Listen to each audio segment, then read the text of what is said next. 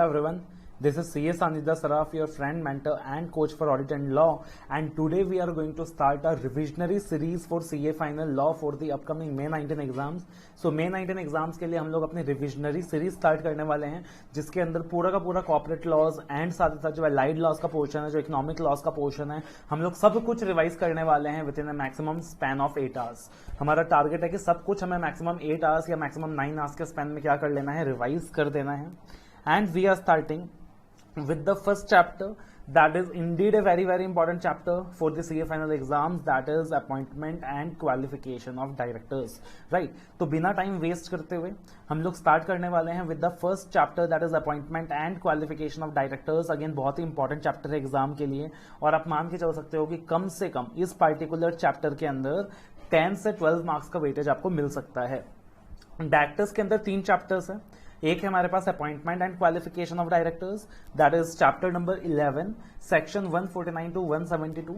उसके बाद आता है chapter number 12, that is meeting of board and its powers, which consists of section 173 to 195, and then we have chapter number 13, appointment and remuneration of managerial personnel, which consists of section 196 से लेकर 205.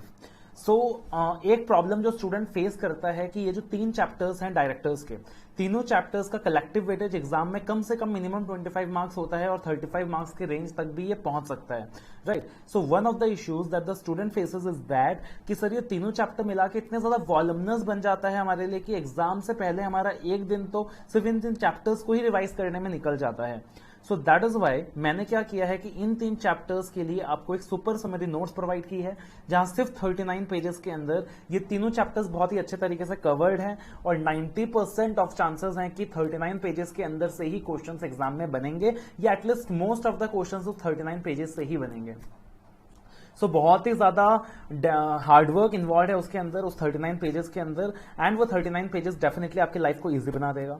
Further आपकी मदद करने के लिए आपके पास revisionary voice clips है.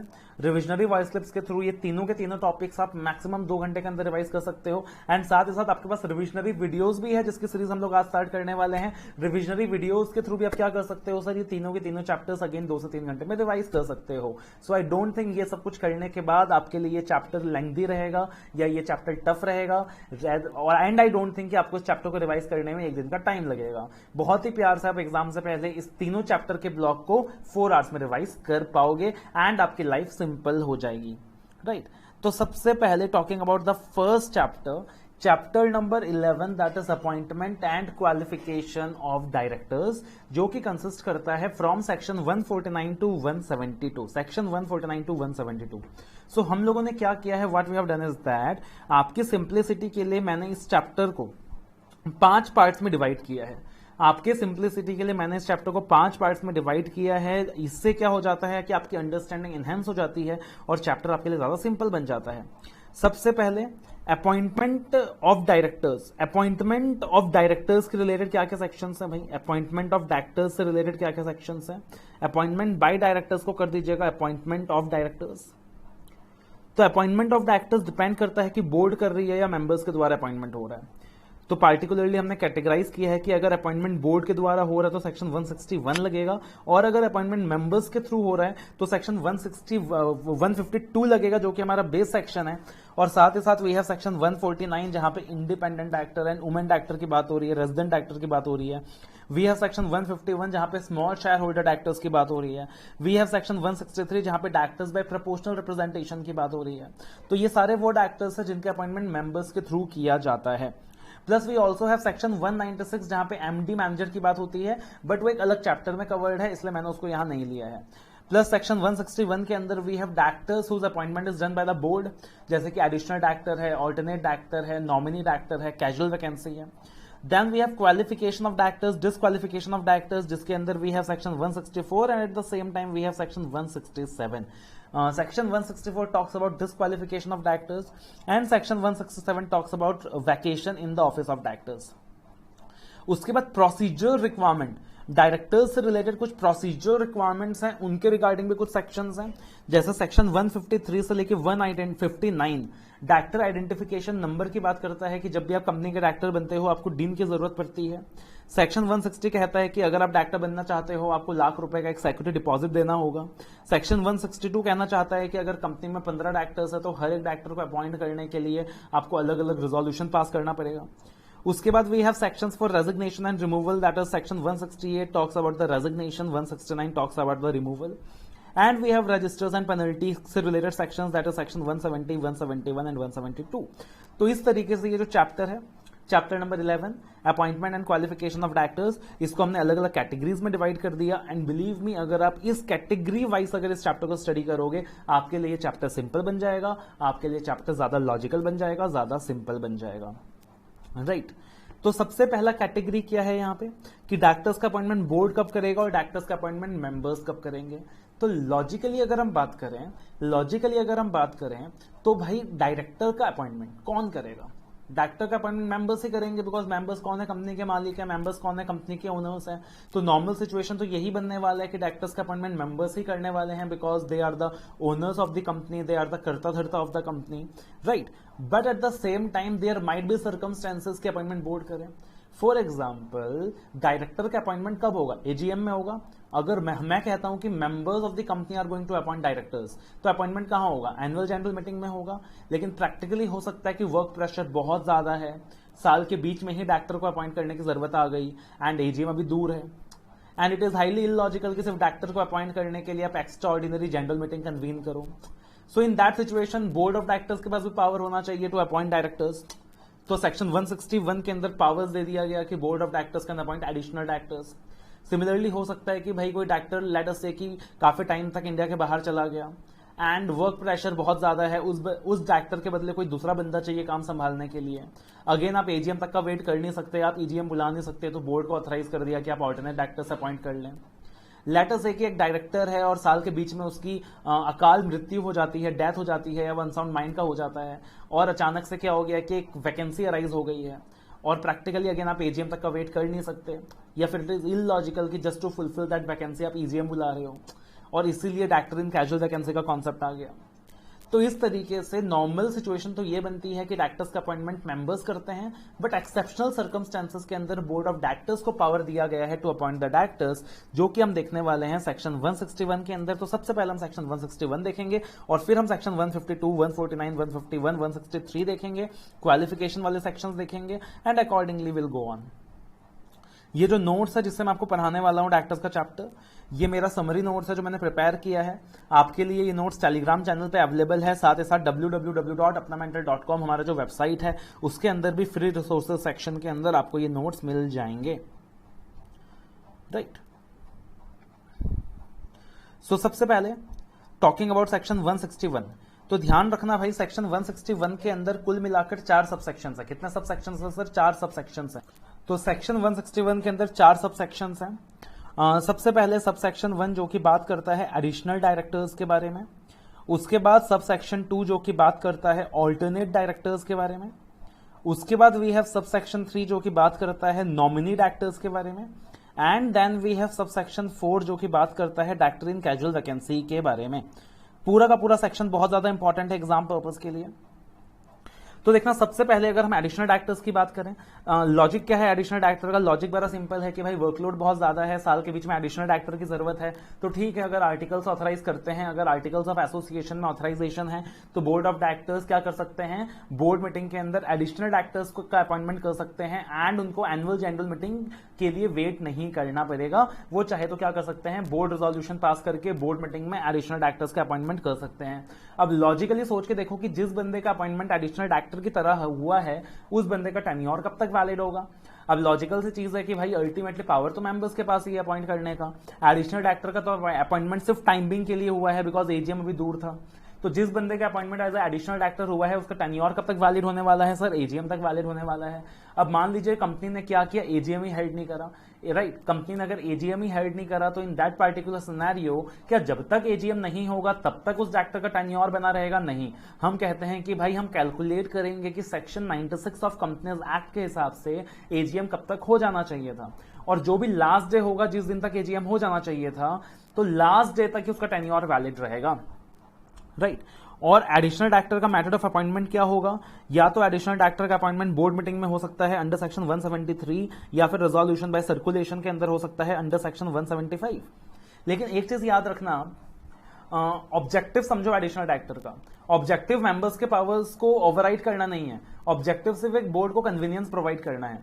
तो प्रैक्टिकली अगर मान लीजिए एक डायरेक्टर है मिस्टर प्यारेलाल, जिसने जनरल मीटिंग में जिसने अपना कैंडिडेचर फाइल किया था कि भैया मेरे को डायरेक्टर बनना है, और मेंबर्स ऑफ द कंपनी ने मना कर दिया था, मिस्टर प्यारेलाल का अपॉइंटमेंट रिजेक्ट कर दिया था, और सब्सिक्वेंटली पता चल रहा है कि what the board of directors is doing that they are appointing mister Pyarelal as the additional director, और उस बंदे का टेन्योर रहता है एजीएम तक, एंड देन पता चलता है कि फिर से उसे बाद में एडिशनल डायरेक्टर अपॉइंट कर दिया जाता है, फिर से उसका टेन्योर एजीएम तक रहता है, एंड द कहानी goes on. So practically illogical है। सो इसीलिए कहा गया है that a person who fails to get appointed as a director in general meeting shall not be appointed as an additional director. जब हम एडिशनल डायरेक्टर की बात करेंगे तो हमें एक और चीज ध्यान रखना है कि बोर्ड ऑफ डायरेक्टर्स को पावर तो दी गई है एडिशनल डायरेक्टर्स अपॉइंट करने का, बट वो अपॉइंटमेंट हमेशा सब्जेक्ट टू होगा द नंबर ऑफ डायरेक्टर्स जो कि अपॉइंट हो सकते हैं कंपनी के अंदर। For example articles of association में लिखा गया है कि कंपनी के अंदर 14 डायरेक्टर्स अपॉइंट हो सकते हैं, और करंटली हमारे पास 8 एडिशनल डायरेक्टर्स हैं, 8 नॉर्मल डायरेक्टर्स हैं, तो यहां पे एडिशनल डायरेक्टर्स का कितना अपॉइंटमेंट हो सकता है? 6। So that is something very very logical. Now talking about alternate directors, talking about alternate directors. Alternate director का मतलब क्या होता है सेक्शन 161 सब सेक्शन 2 के अंदर? ऑल्टरनेट डायरेक्टर मतलब एक डायरेक्टर, कंपनी का जो एग्जिस्टिंग डायरेक्टर है, अगर वो कंसेक्यूटिवली 3 महीने से ज्यादा इंडिया के बाहर रहता है, कंसेक्यूटिवली 3 महीने से ज्यादा इंडिया के बाहर रहता है, तो बोर्ड ऑफ डायरेक्टर्स उसके बदले एक ऑल्टरनेट डायरेक्टर अपॉइंट कर सकती है। लेकिन कब अपॉइंट कर सकती है? जब बंदा 3 महीने के लिए कंटिन्यूअसली इंडिया से बाहर रहता है, राइट। अब लॉजिकल सी चीज सोच के देखें कि अगेन यहां पे भी पावर कहां से चाहिएगा? ऑथराइजेशन इन आर्टिकल्स या फिर जनरल मीटिंग में रिजोल्यूशन पास करके भी ऑल्टरनेट डायरेक्टर्स को अपॉइंट किया जा सकता है, राइट। अब लॉजिकल सी चीज सोचे, मान लीजिए मिस्टर राम है जो 4 महीने के लिए अपने हनीमून ट्रिप में चले जाते हैं स्विट्जरलैंड, और उनके बदले एक मिस्टर श्याम है जिनको ऑल्टरनेट डायरेक्टर अपॉइंट कर दिया जाता है। तो मिस्टर श्याम का टेन्योर कब तक रहेगा? अब लॉजिकली सोच के देखो कि मिस्टर श्याम का अपॉइंटमेंट किसके बदले हुआ है? मिस्टर राम के बदले हुआ है। तो जब तक मिस्टर राम इंडिया में वापस नहीं आ जाते तब तक ही टेन्योर क्या रहने वाला है सर? वैलिड रहने वाला है। या लेट अस से कि 2 महीने बाद मिस्टर राम का टेन्योर ही खत्म हो गया, तो जब तक उसका टेन्योर खत्म नहीं हो जाता तब तक ही ऑल्टरनेट डायरेक्टर का टेन्योर भी क्या रहने वाला है सर? वैलिड रहने वाला है। अगेन ऑल्टरनेट डायरेक्टर का अपॉइंटमेंट भी कब होगा? बोर्ड मीटिंग में होगा या फिर रेजोल्यूशन बाय सर्कुलेशन में होगा, राइट। एंड इसमें अपने को एक चीज ध्यान रखनी है कि मान लीजिए लेट अस से ऐसा नहीं हो सकता कि मैं सीए सानिध्य सराफ, मैंने बोला कि जो भी बंदा 3 महीने के बाहर विदेश जाएगा मैं उसको ऑल्टरनेट डायरेक्टर बन जाऊंगा, और पता चला कि अलग अलग कंपनीज अपने अपने डायरेक्टर्स के बदले मुझे ऑल्टरनेट डायरेक्टर बना रही है। भाई एक ही बंदे को ऑल्टरनेट डायरेक्टर बन सकता है। दूसरी चीज ये ध्यान रखनी है कि मान लीजिए कंपनी में 2 डायरेक्टर्स हैं, एक मिस्टर राम है एंड एक मिस्टर श्याम है। मिस्टर राम 3 महीने से ज्यादा विदेश के लिए बाहर चले गए, एंड मिस्टर श्याम जो कि ऑलरेडी कंपनी का डायरेक्टर है, मिस्टर श्याम कहते हैं कि मैं मिस्टर राम को ऑल्टरनेट डायरेक्टर बन जाता हूं। मतलब प्रैक्टिकली क्या होगा कि मैं दो पर्सन्स के बिहाफ में क्या करूंगा? रिप्रेजेंटेशन दूंगा।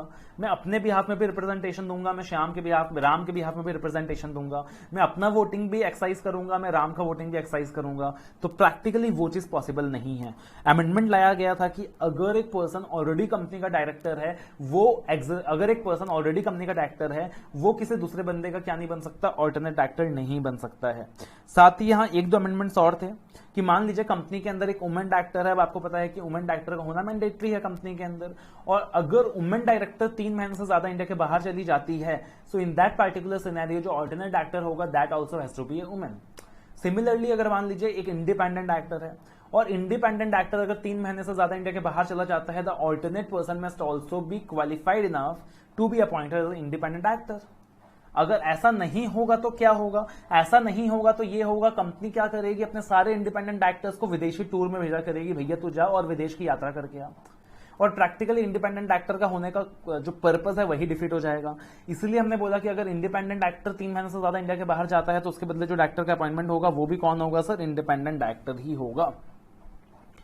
उसके बाद अगर हम बात करें director in casual vacancy section 161 subsection 4, बीच में एक नॉमिनी डायरेक्टर का कॉन्सेप्ट भी आता है, दैट इज सेक्शन 161 सबसेक्शन 3, जो कि इतना इंपॉर्टेंट नहीं है। तो हम डायरेक्टली आ रहे हैं सेक्शन 161 सबसेक्शन 4 के अंदर, डायरेक्टर इन कैजुअल वैकेंसी। अब डायरेक्टर इन कैजुअल वैकेंसी का जो कॉन्सेप्ट है पहले सिर्फ पब्लिक कंपनीज में लगता था, लेकिन आज की तारीख में प्राइवेट कंपनीज में भी लगता है। बिकॉज यार ऐसा तो नहीं है ना कि एक पार्टिकुलर डायरेक्टर की डेथ सिर्फ पब्लिक कंपनी में ही हो सकती है, एक पार्टिकुलर डायरेक्टर की डेथ प्राइवेट कंपनी में भी हो सकती है। ऐसा तो नहीं है कि डायरेक्टर अनसाउंड माइंड का सिर्फ पब्लिक कंपनी में ही बन सकता है, डायरेक्टर अनसाउंड माइंड का तो प्राइवेट कंपनी में भी बन सकता है, मतलब वैकेंसी तो प्राइवेट कंपनी में भी अराइज हो सकती है। तो सेक्शन कहता है, सबसेक्शन 4 और सेक्शन 161 कहता है कि अगर मान लीजिए मिस्टर राम है जिसका अपॉइंटमेंट शेयर होल्डर्स ने किया था और एनुअल जनरल मीटिंग में किया था, राइट। अब मान लीजिए मिस्टर राम की डेथ हो जाती है, या फिर वो अनसाउंड माइंड के हो जाते हैं, राइट। मिस्टर राम की डेथ हो जाती है या फिर वो अनसाउंड माइंड के हो जाते हैं, मतलब कुल मिलाकर ऑफिस में वैकेंसी अराइज हो जाती है। कुल मिलाकर क्या हो जाती है भाई, ऑफिस में वैकेंसी अराइज हो जाती है। तो यहां पे बोर्ड ऑफ डायरेक्टर्स को क्या नहीं करना पड़ेगा, एनुअल जनरल मीटिंग का वेट नहीं करना पड़ेगा। बोर्ड ऑफ डायरेक्टर्स क्या कर सकते हैं, they may appoint another director to fulfil the casual vacancy. ये क्या कर सकते हैं, मान लीजिए मिस्टर श्याम है, मिस्टर एस है, मिस्टर एस का अपॉइंटमेंट कर दिया as a director in casual vacancy.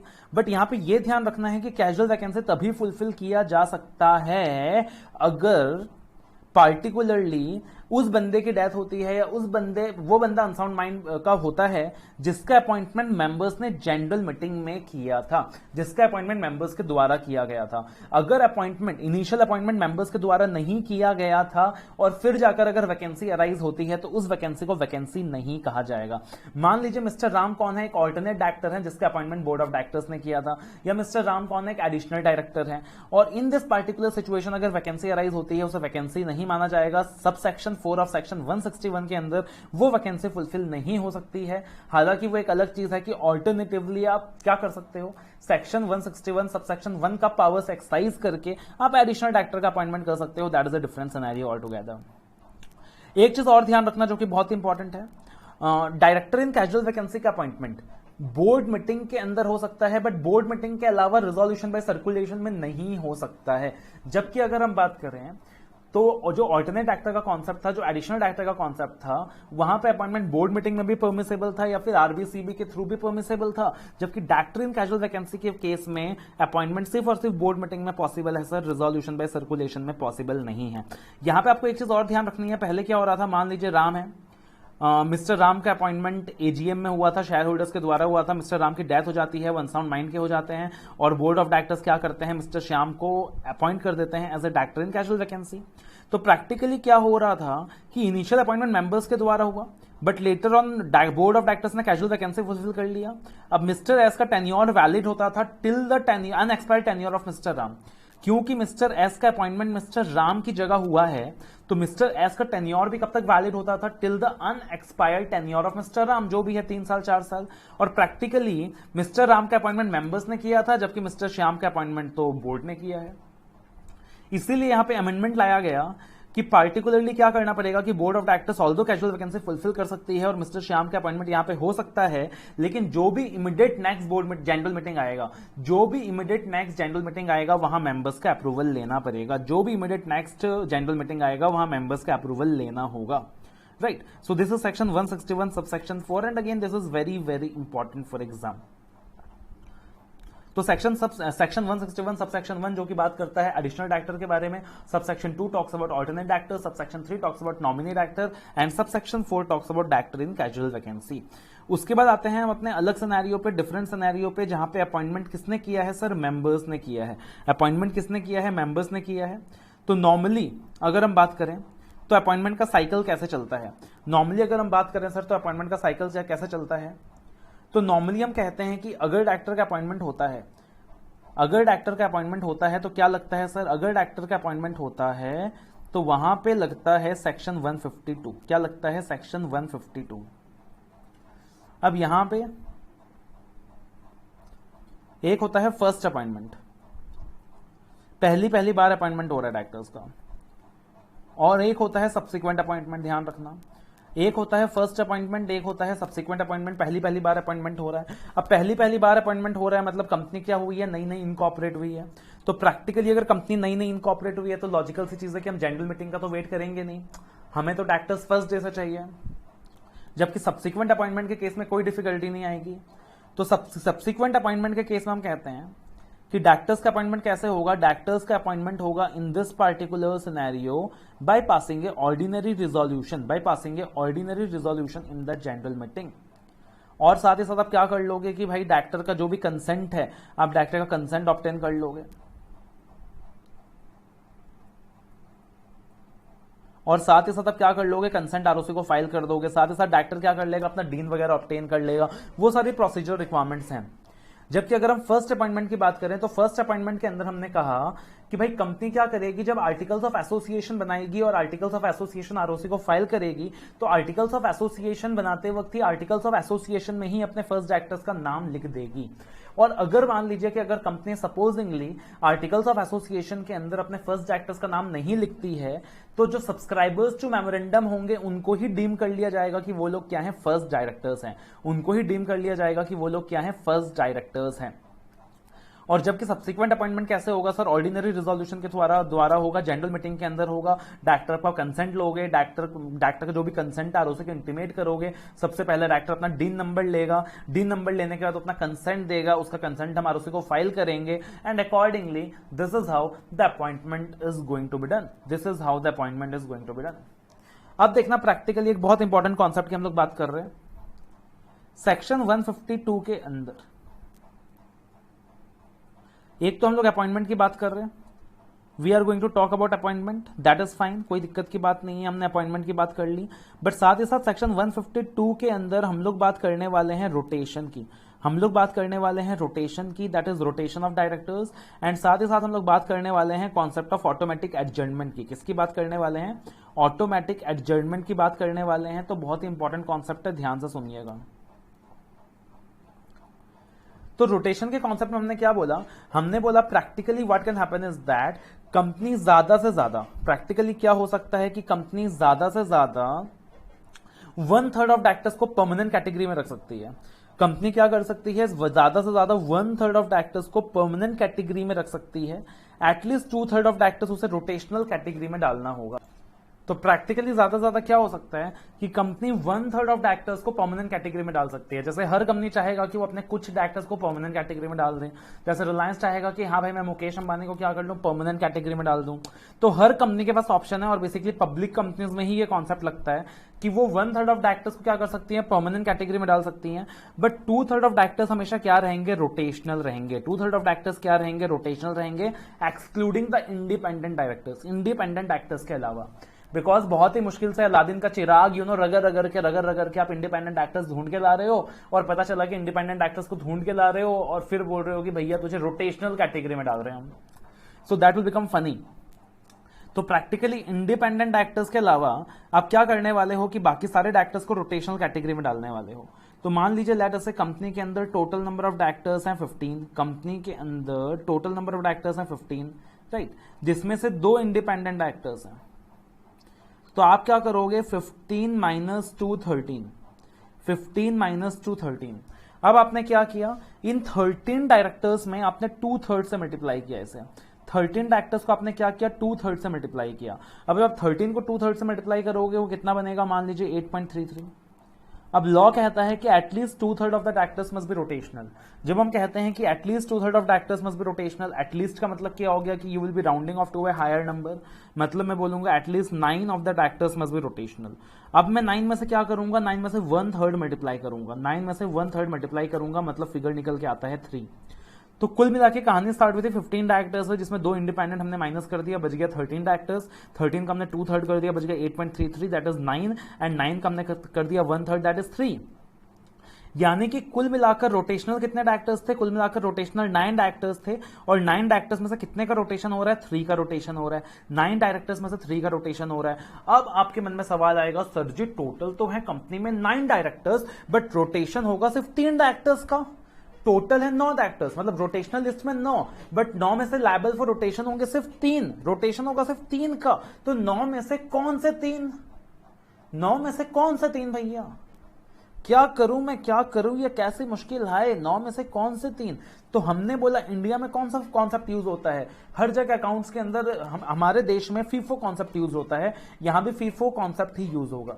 यानी जो बंदा सबसे पहले आया था, जिसका टेन्योर सबसे ज्यादा है, वो सबसे पहले जाएगा। यानी 3 डायरेक्टर्स में सबसे पहले उनका नंबर आएगा जिनका टेन्योर सबसे ज्यादा है। बट प्रॉब्लम ये आती है कि सर अगर ऐसा होता है कि सारे के सारे डायरेक्टर्स का अपॉइंटमेंट तो सेम डे हुआ था, अगर ऐसा होता है कि सारे के सारे डायरेक्टर्स का अपॉइंटमेंट सेम डे हुआ था, इन दैट पार्टिकुलर सिनेरियो क्या होने वाला है, इन दैट पार्टिकुलर सिनेरियो अगर उनके बीच कोई एग्रीमेंट है तब कोई दिक्कत की बात ही नहीं है भाई, एग्रीमेंट के हिसाब से हो जाएगा। बट अगर कोई एग्रीमेंट नहीं है तो हम लॉट सिस्टम फॉलो कर लेंगे। अगर कोई एग्रीमेंट है तो एग्रीमेंट के हिसाब से हो जाएगा, अगर कोई एग्रीमेंट नहीं है तो हम क्या कर लेंगे सर, लॉट सिस्टम फॉलो कर लेंगे। अब देखना, मान लीजिए कंपनी के पास 3 चॉइसेस है यहां पे, company has 3 choices, company has 3 choices. कौन सा 3 चॉइसेस है कंपनी के पास? पहला चॉइस है रिटेन दिस 3 डायरेक्टर्स, कि कंपनी क्या कर ले, इन्हीं 3 डायरेक्टर्स को रिटेन कर ले। दूसरा चॉइस है रिप्लेस, कंपनी क्या कर ले कि भाई इन 3 डायरेक्टर्स के बदले किसी और को रीअपॉइंट कर ले।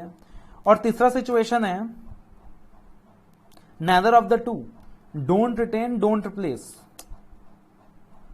Resolve not to fulfil the vacancy, resolve not to appoint. भाई जरूरी थोड़ी है कि इन 3 के बदले किसी और को अपॉइंट ही करना है।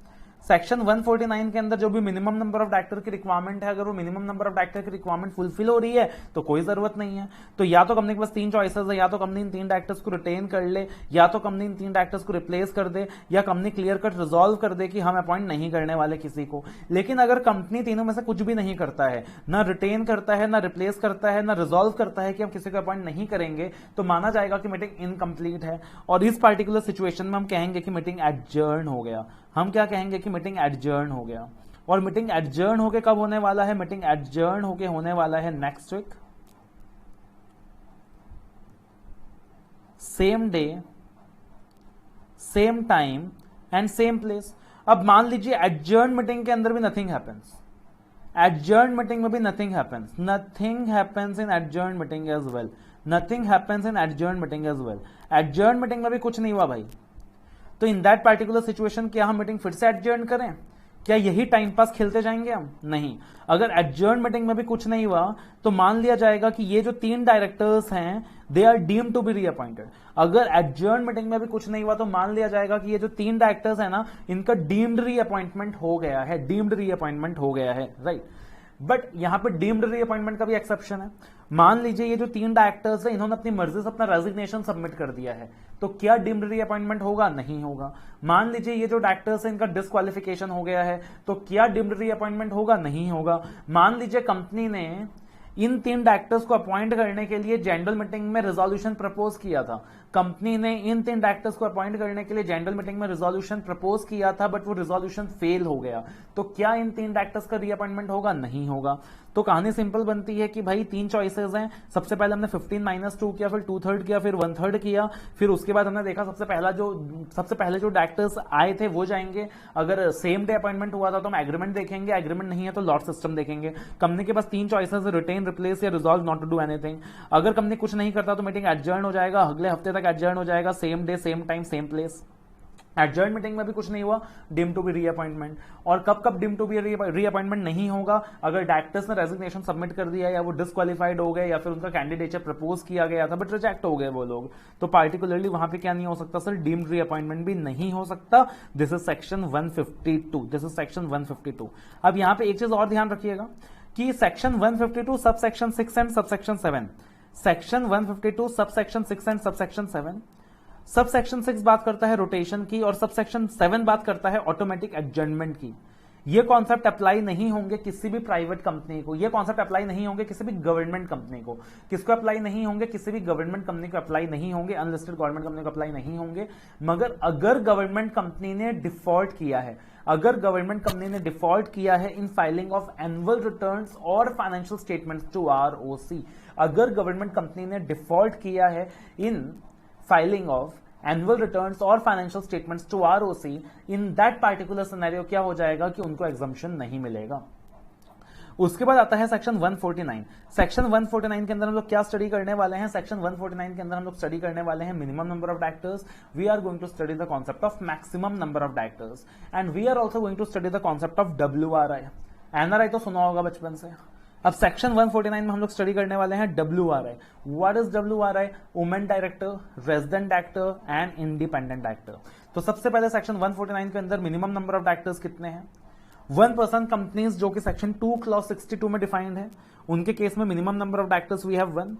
प्राइवेट कंपनीज जो कि सेक्शन 2 क्लॉज 68 में डिफाइंड है, उनके लिए minimum number of directors we have 2। Public companies जो कि सेक्शन 2 क्लॉज 71 में डिफाइंड है, उनके लिए minimum number of directors we have 3। और मैक्सिमम डायरेक्टर्स तीनों के लिए कॉमन है, चाहे ओपीसी हो, चाहे प्राइवेट कंपनी हो, चाहे पब्लिक कंपनी हो, दैट इज 15।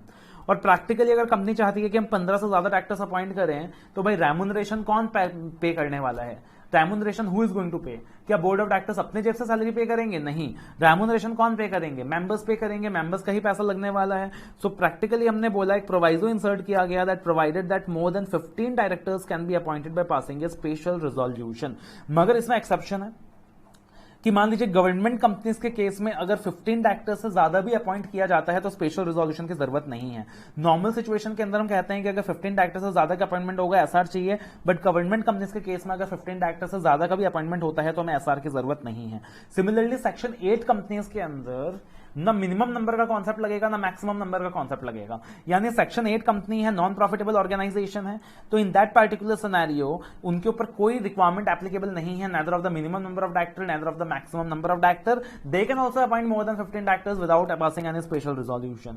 बट याद रखना, section 8 companies will not be entitled to exemption. Section 8 companies will not be entitled to exemption if they have defaulted in the filing of annual returns और financial statements to the ROC. वैसे तो section 8 company को exemption दिया है और कहा है कि भाई तुम्हारे ऊपर मिनिमम मैक्सिमम की लिमिट नहीं लगेगी, बट अगर सेक्शन 8 कंपनी ने डिफॉल्ट किया है in filing of annual returns और फाइनेंशियल स्टेटमेंट्स टू आरओसी, उनको एग्जम्पशन नहीं मिलेगा।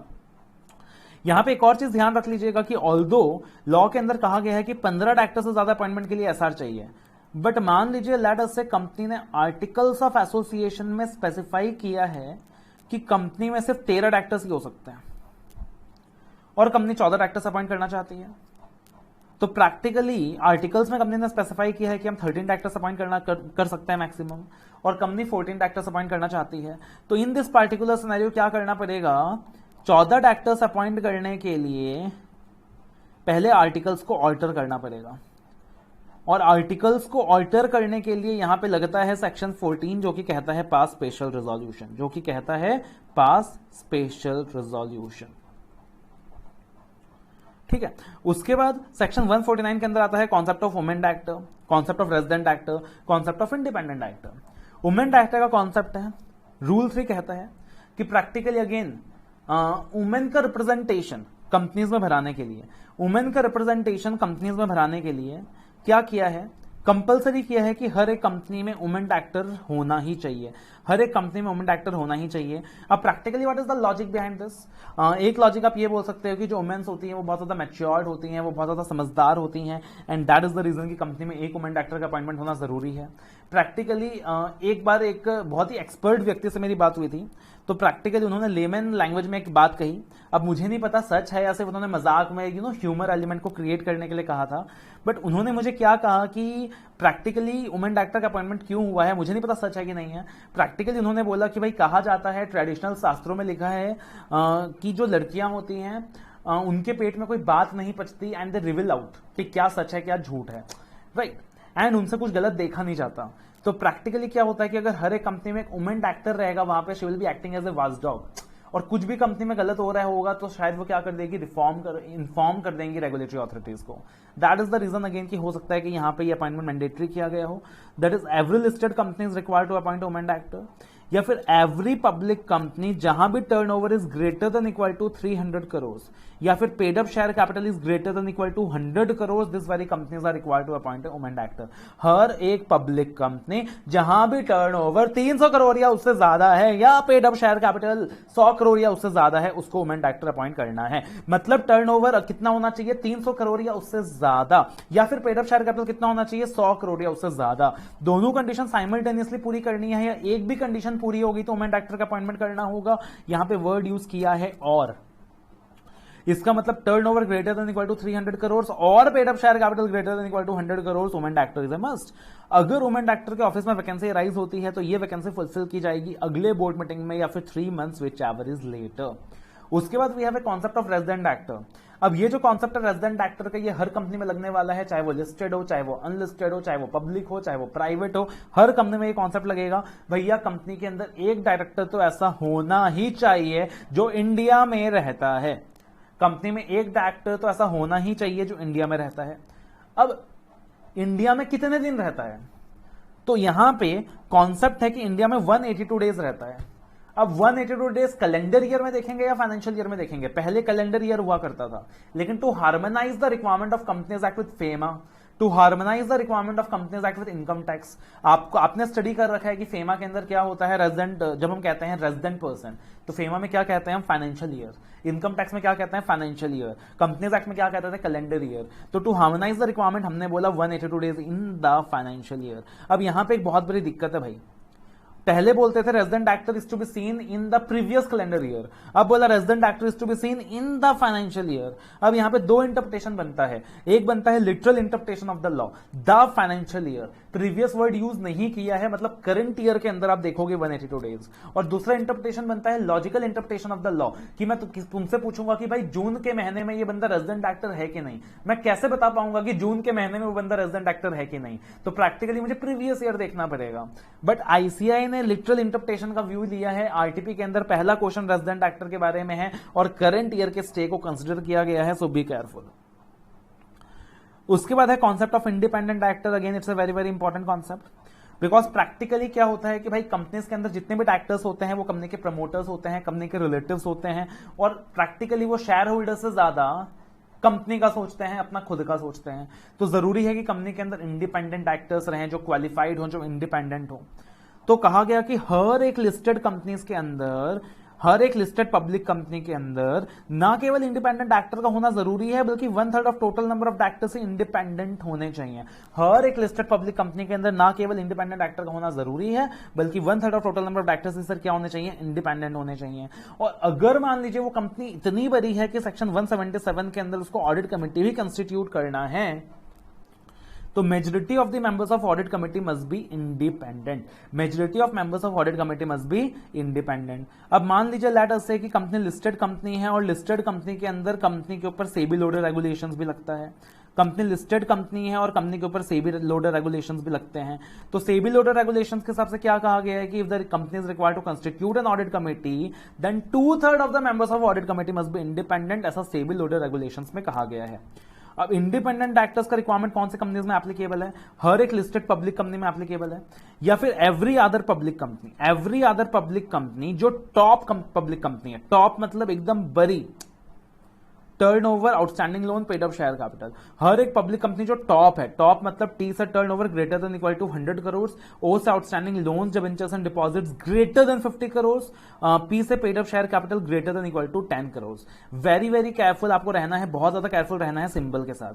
Turnover greater than equal to 100 crore, paid up share capital greater than equal to 10 crore, however outstanding loans, debentures and deposits is greater than 50 crore.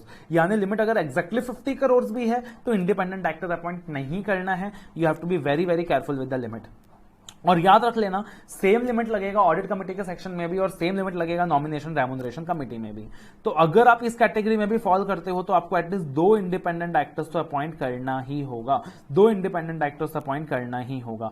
और ये 2 independent director भी आपको appoint करने की जरूरत नहीं है अगर आप अनलिस्टेड हो और आप ज्वाइंट वेंचर हो, होली ओन्ड सब्सिडी हो और या फिर डोरमेंट कंपनी हो। आपको ये 2 इंडिपेंडेंट डायरेक्टर्स भी अपॉइंट करने की जरूरत नहीं है अगर आप अनलिस्टेड हो और साथ ही साथ आप ज्वाइंट वेंचर हो, होली ओन्ड सब्सिडी हो या फिर डोरमेंट कंपनी हो। अगर वैकेंसी अराइज होती है in the office of independent directors तो वो फुलफिल किया जाएगा in the next board meeting और 3 months whichever is later. Tenure of independent director कैसा रहने वाला है, how is going to be the tenure of independent director.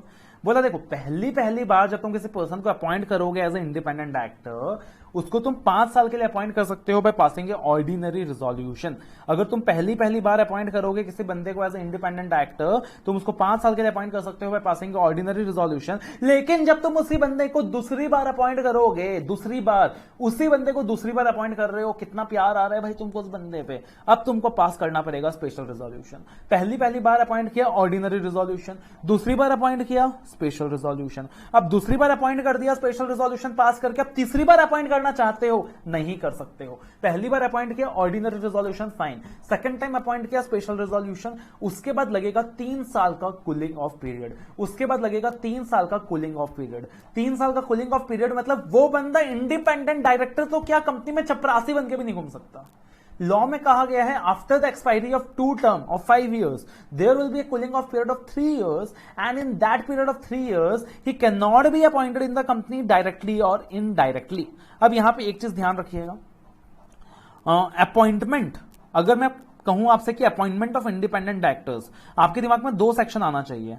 अगर मैं आपसे कहूं अपॉइंटमेंट ऑफ इंडिपेंडेंट डायरेक्टर्स, आपके दिमाग में 2 सेक्शन आना चाहिए। एक सेक्शन 152 आना चाहिए जो कि बेस सेक्शन है अपॉइंटमेंट का, और एक सेक्शन 149 आना चाहिए।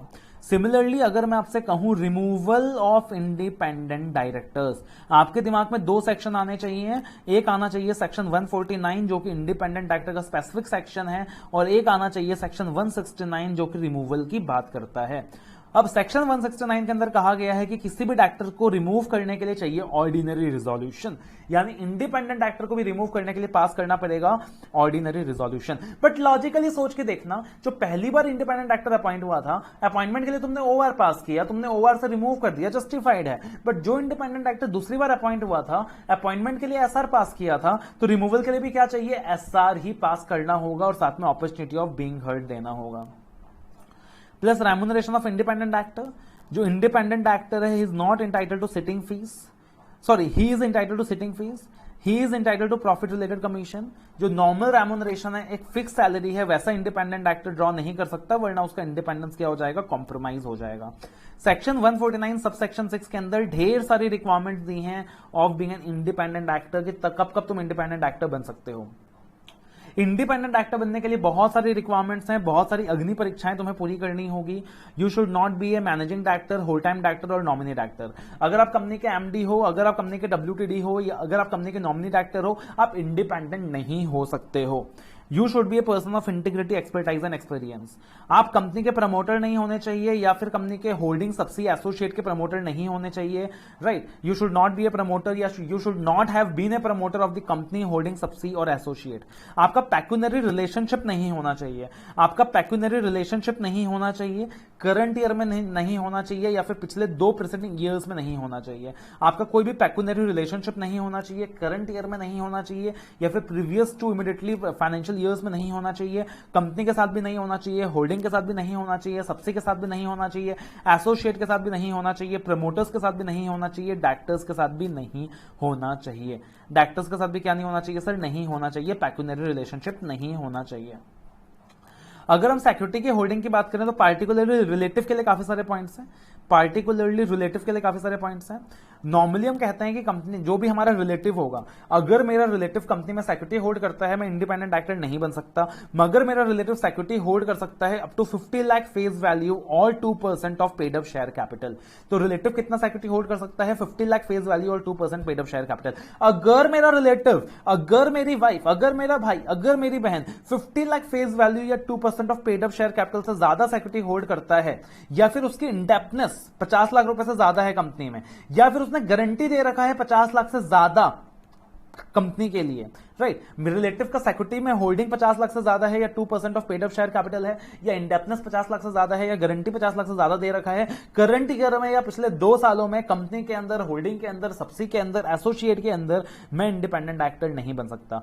और सिर्फ 50 लाख का लिमिट सिक्योरिटी में नहीं देखना, 50 लाख का लिमिट इंडेप्टनेस में नहीं देखना, गारंटी में नहीं देखना। अगर कोई भी पैक्यूनरी ट्रांजैक्शन है या कोई भी पैक्यूनरी रिलेशनशिप है अमाउंटिंग टू 2% और मोर ऑफ ग्रॉस टर्नओवर और टोटल इनकम, कोई भी पैक्यूनरी ट्रांजैक्शन है या पैक्यूनरी रिलेशनशिप है अमाउंटिंग टू 2% और more of gross turnover of total income, तब भी मैं इंडिपेंडेंट एक्टर नहीं हो सकता। और मजे की बात यह है कि हो सकता है कि रिलेटिव कंपनी में 30 लाख का सिक्योरिटी होल्ड कर रहा हूं, तो ideally I am not disqualified to be an independent actor.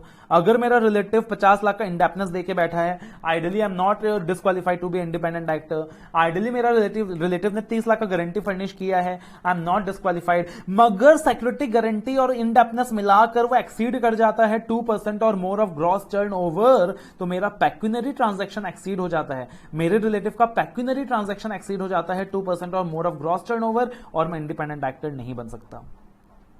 उसके बाद कहा गया है अगर मान लीजिए मैं कंपनी का केएमपी हूं, की मैनेजर पर्सनल हूं, या फिर कंपनी का एम्प्लॉय हूं, राइट, मैं कंपनी का केएमपी हूं या फिर एम्प्लॉय हूं या फिर कंपनी की होल्डिंग सबसे एसोसिएट का केएमपी हूं या एम्प्लॉय हूं, करंट ईयर में हूं या पिछले 3 सालों में था, या फिर मेरा रिलेटिव या फिर मेरा पार्टनर कंपनी में केएमपी है या कंपनी में एम्प्लॉय है या कंपनी की होल्डिंग सबसी या एसोसिएट में केएमपी है या एम्प्लॉय है, करंट ईयर में है या पिछले प्रीसीडिंग 3 इयर्स में थे, मैं इंडिपेंडेंट एक्टर नहीं बन सकता। यानी मैं खुद अगर कंपनी का केएमपी हूं या एम्प्लॉय हूं, मेरा रिलेटिव कंपनी का केएमपी है या एम्प्लॉय है, मेरा पार्टनर अगर कंपनी का केएमपी है या एम्प्लॉय है, करंट ईयर में या पिछले 3 प्रीसीडिंग फाइनेंशियल ईयर्स में, मैं क्या नहीं बन सकता, कंपनी का इंडिपेंडेंट एक्टर नहीं बन सकता। मान लीजिए कि लेट्स से कंपनी का जो भी सीए फर्म है, रिलायंस है, किसी स्टैट्यूटरी ऑडिटर के सर्विस को यूज करता है, रिलायंस है किसी कंपनी सेक्रेटरी के फर्म के सर्विस को यूज करता है, किसी कॉस्ट अकाउंटेंट के सर्विस को यूज करता है, तो पार्टिकुलरली मान लीजिए वो जो सीए फर्म है, अगर मैं या मेरा रिलेटिव या मेरा पार्टनर उस सीए फर्म के अंदर प्रोप्राइटर है या पार्टनर है, मैं इंडिपेंडेंट एक्टर नहीं बन सकता, राइट। अगर उस सीएस फर्म के अंदर मैं या मेरी रिलेटिव या फिर मेरा पार्टनर, मान लीजिए अगेन क्या है, लेट अस से मान लीजिए क्या है, अगेन से प्रोप्राइटर है या पार्टनर है, तो मैं इंडिपेंडेंट एक्टर नहीं बन सकता। या लेट अस से रिलायंस है जो किसी लीगल फर्म का कंसल्टेंसी यूज करती है, किसी लीगल फर्म से कंसल्टेंसी लेती है। अब मान लीजिए कि वो जो लीगल फर्म है, लीगल फर्म की टोटल कमाई है 100 करोड़, लीगल फर्म की टोटल कमाई है 100 करोड़ और 10 करोड़ से ज्यादा कमाई रिलायंस से ही आता है, मतलब 10% और more of gross turnover Reliance से ही आता है। इन दैट पार्टिकुलर सिनेरियो, अगर उस लीगल कंसल्टेंसी फर्म के अंदर भी मैं केएमपी हूं या एम्प्लॉय हूं, right, in that particular scenario भी क्या नहीं हो सकता, मैं इंडिपेंडेंट एक्टर नहीं बन सकता। और ये चीजें मुझे करंट ईयर में भी देखनी है, पिछले 3 सालों में भी देखनी है, करंट ईयर में भी देखनी है या पिछले 3 सालों में भी देखनी है। या लेट अस से एक एनपीओ है, एक नॉन प्रॉफिटेबल ऑर्गेनाइजेशन है, नॉन प्रॉफिटेबल ऑर्गेनाइजेशन का टोटल कलेक्शन है, टोटल रिसिप्ट है, टोटल कमाई है 100 करोड़ रुपए, टोटल रिसिप्ट है सर, टोटल कमाई है कितनी, 100 करोड़ रुपए, राइट, टोटल रिसिप्ट 100 करोड़ है, 100 करोड़ में से 26 करोड़ रिलायंस से मिलता है, मतलब 25% से ज्यादा, मतलब 25% से ज्यादा। और मैं इस एनपीओ का डायरेक्टर हूं, इस एनपीओ का सीईओ हूं, तो पार्टिकुलरली क्या मैं नहीं बन सकता, रिलायंस का इंडिपेंडेंट डायरेक्टर नहीं बन सकता, क्योंकि मैं एक ऐसे एनपीओ का डायरेक्टर हूं या सीईओ हूं जिसका 25% से ज्यादा ग्रॉस रिसिप्ट किससे आता है, कंपनी से आता है, तो मैं उस कंपनी का भी क्या नहीं बन सकता सर, इंडिपेंडेंट डायरेक्टर नहीं बन सकता। तो इस तरीके से काफी सारे रेस्ट्रिक्शंस दिए हैं।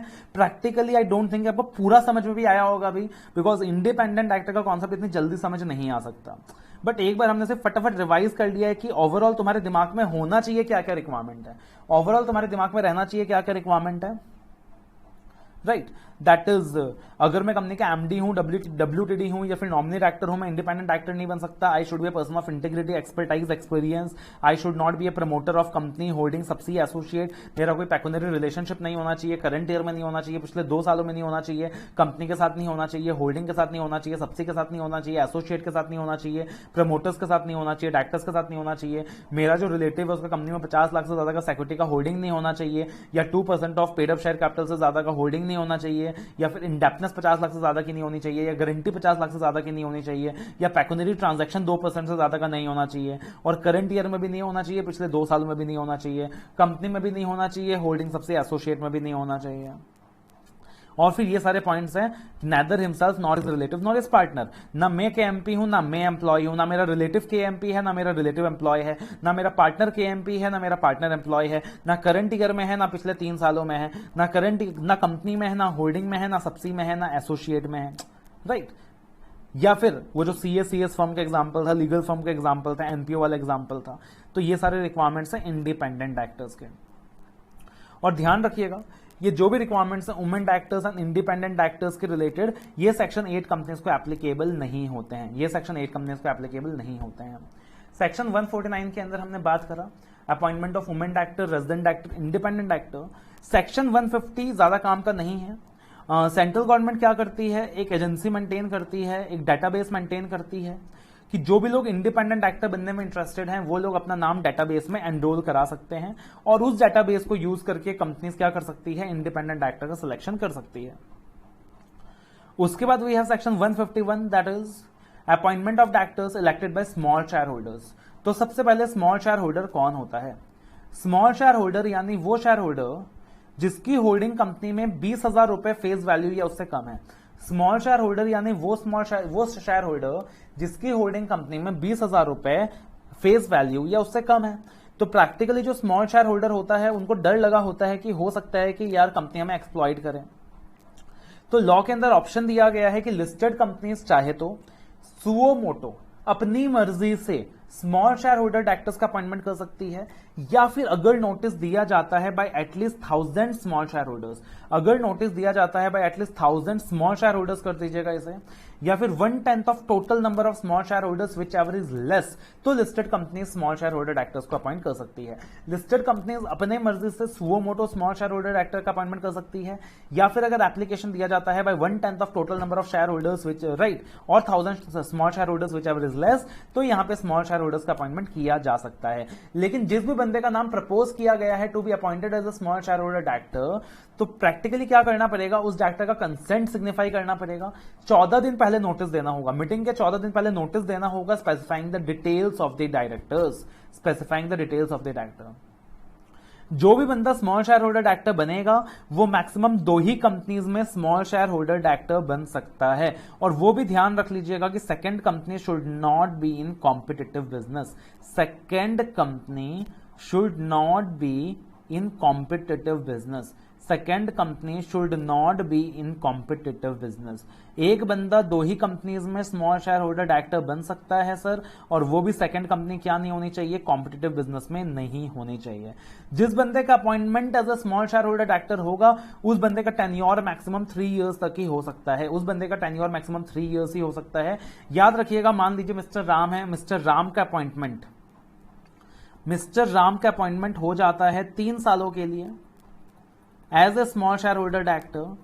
तो 3 साल के बाद क्या होगा, 3 साल का कूलिंग ऑफ पीरियड लगेगा।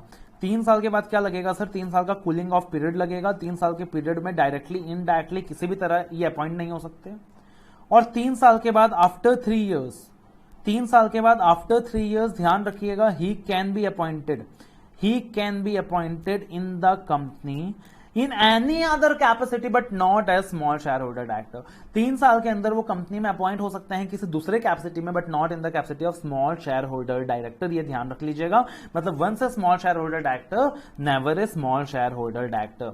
एक सवाल होता है जो स्टूडेंट्स को नॉर्मली कंफ्यूज करता है कि सर क्या स्मॉल शेयर होल्डर डायरेक्टर के लिए इंडिपेंडेंट होना जरूरी है? नहीं, जरूरी है, ऐसा नहीं है। He can be independent director provided that कि वो डिक्लेरेशन दे और इंडिपेंडेंस की सारी क्राइटेरिया पूरी करे। मगर हाँ, अगर उस बंदे का appointment as a independent director भी हुआ है और सपोज लेटर ऑन वो अपना इंडिपेंडेंस सीज कर जाता है, राइट, लेटर ऑन वो अपना इंडिपेंडेंस सीज कर जाता है, फॉर एग्जांपल लेटर ऑन वो भविष्य में 50 लाख से ज्यादा का लोन दे जाता है कंपनी, 50 लाख से ज्यादा का इंडेप्टनेस हो जाता है उसका, और वो इंडिपेंडेंस की क्राइटेरिया सीज कर जाता है, he will also have to vacate his office. और सेक्शन 164 के जितने भी डिस्क्वालिफिकेशंस हैं वो स्मॉल शेयर होल्डर डायरेक्टर्स के ऊपर भी लगने वाले हैं, वो स्मॉल शेयर होल्डर डायरेक्टर्स के ऊपर भी क्या करने वाले हैं, लगने वाले हैं। तो ये क्या था हमारा सेक्शन 151 था, that is appointment of directors elected by small share holders. Section 163 भी एक कॉन्सेप्ट है, appointment of directors bye proportional representation. हालांकि वो इतना इंपॉर्टेंट नहीं है तो उसे फिलहाल हम लोग कंसिडर नहीं कर रहे, राइट। उसके बाद जो अगला सेगमेंट है that is qualification and disqualification. Again वो भी एग्जाम के लिए काफी इंपॉर्टेंट है, qualification and disqualification, that is section 164। Disqualification of directors again exam के लिए काफी इंपॉर्टेंट है, डिस्क्वालिफिकेशन ऑफ डायरेक्टर्स। अब देखना, अगर हम डिस्क्वालिफिकेशन ऑफ डायरेक्टर्स की बात करें तो पार्टिकुलरली डिस्क्वालिफिकेशन के अंदर दो सबसेक्शंस हैं, एक सबसेक्शन 1 है, एक सबसेक्शन 2 है। सबसेक्शन 1 मेनली उन केसेस की बात करता है जहां पे इंडिविजुअल ने कुछ कांड किया और वो डिस्क्वालिफाइड हो गया, जबकि सबसेक्शन 2 मेनली उन केसेस की बात करता है जहां कंपनी ने डिफॉल्ट किया है और डिस्क्वालिफाइड इंडिविजुअल हो गया है। सो सबसेक्शन 1 उन केसेस की बात करता है जहां पे इंडिविजुअल ने कुछ कांड किया, वो डिस्क्वालिफाइड हो गया। सबसेक्शन 2 उन केसेस की बात करता है जहां कंपनी ने डिफॉल्ट किया और इंडिविजुअल डिस्क्वालिफाइड हो गया। और जब भी डिस्क्वालिफिकेशन अराइज होगा, याद रखिएगा सेक्शन 167 साथ में लग जाएगा, that is director will have to vacate his office. तो सेक्शन 164 एंड 167 हमेशा साथ साथ चलने वाले हैं, they are always going to move together. So सबसे पहले section 164 subsection 1, a person shall not be eligible for appointment as a director of the company, अगर वो अनसाउंड माइंड का है। अगर तुम अनसाउंड माइंड के हो तुम डायरेक्टर नहीं बन सकते, बट याद रखना तुम्हारे दोस्त ने तुम्हें अनसाउंड माइंड का डिक्लेयर ना किया हो, कोर्ट ने अनसाउंड माइंड का तुम्हें डिक्लेयर किया गया हो। फिर अब बस एक सेंटेंस याद रख लेना, क्लॉज बी और क्लॉज सी दोनों हो जाएगा। From the time the person applied to be insolvent till the time he is adjudicated to be insolvent, from the time the person applied to be insolvent till the time he is discharged of his insolvency, वो बंदा disqualified है, company में director नहीं बन सकता है। उसके बाद क्लॉज डी है कि मान लीजिए कोई एक बंदा है जो जिसको कोर्ट ने कन्विक्ट किया है, कोर्ट ने किसी ऑफेंस के लिए कन्विक्ट किया है, वो ऑफेंस या तो मॉरल टर्पिट्यूड का है, मतलब वो समाज की नजरों में गलत है, और अदरवाइज का मतलब होता है कि any offence under the companies act, ऐसा रूल्स में कहा गया है। तो कोई भी बंदा कन्विक्टेड है, कोर्ट के द्वारा कन्विक्टेड है, किसी भी ऑफेंस के लिए कन्विक्टेड है, मॉरल टर्पिट्यूड या अदरवाइज, और अगर उसको इंप्रिजनमेंट कम से कम 6 मंथ्स की होती है तो वो 5 साल के लिए डिस्क्वालिफाइड है। यानी अगर एक बंदा कन्विक्टेड है, मॉरल टर्पिट्यूड के लिए कन्विक्टेड है और 3 महीने की उसे जेल होती है, तो क्या वो डिस्क्वालिफाइड है? नहीं है। अगर वो कम से कम 6 महीने के लिए डिस्क्वालिफाइड, 6 महीने की इंप्रिजनमेंट उसे होती है, तब वो 5 साल के लिए डिस्क्वालिफाइड है। और प्रोवाइजो में कहा गया है कि अगर कन्विक्शन 7 साल से ज्यादा की होती है, greater than equal to 7 years के लिए होती है, there is a life time disqualification, right. उसके बाद अगर हम बात करें क्लॉज ई, अगर कोर्ट या ट्रिब्यूनल ने ऑर्डर दे दिया कि भैया तू डिस्क्वालिफाइड है, अगर कोर्ट या ट्रिब्यूनल का ऑर्डर आ गया कि डायरेक्टर डिस्क्वालिफाइड है, इसका मतलब वो डायरेक्टर डिस्क्वालिफाइड है। उसके बाद अगर हम बात करें क्लॉज एफ का इंपॉर्टेंट मार्क करना, क्यों इंपॉर्टेंट मार्क करना? बिकॉज देखना, अभी तक जितने भी हमने ग्राउंड्स देखे थे ना डिस्क्वालिफिकेशन का, तो इन सारे ग्राउंड्स में क्या था कि आप किसी भी कंपनी में क्वालिफाइड नहीं हो, आप हर कंपनी में डिस्क्वालिफाइड हो। All this were the grounds of universal disqualification. जबकि clause F is the specific, company specific disqualification. मान लीजिए आप 5 कंपनी में डायरेक्टर्स हैं, आप रिलायंस में भी डायरेक्टर हैं, आप टाटा में भी डायरेक्टर हैं, आप इन्फोसिस में भी डायरेक्टर हैं। अब मान लीजिए रिलायंस का आपने शेयर तो खरीद रखा है, बट रिलायंस का कॉल मनी आपने पे नहीं किया, तो रिलायंस का आपने कॉल मनी पे नहीं किया। टाटा और इन्फोसिस का कॉल मनी आपने बराबर से पे किया है, बट रिलायंस का कॉल मनी आपने पे नहीं किया। तो प्रैक्टिकली आपने रिलायंस का कॉल मनी पे नहीं किया और ड्यू डेट पार हो गया।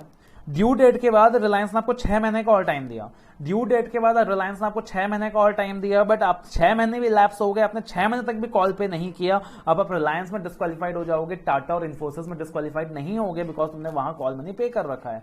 तो प्रैक्टिकली जिस कंपनी के अंदर आपने डिफॉल्ट कर रखा है, जहां भी आपने कॉल मनी के पेमेंट में डिफॉल्ट किया है, 6 मंथ से लैप्स हो चुका है फ्रॉम द ड्यू डेट, आप डिस्क्वालिफाइड हो जाओगे, और जिस दिन आप पेमेंट कर दोगे आप दोबारा से क्वालिफाइड हो जाओगे। या फिर अगर आप कन्विक्ट हो चुके हो for an offence of related party transaction, अगर आपने रिलेटेड पार्टी ट्रांजैक्शन पिछले 5 सालों में किया है, you are disqualified under section 164।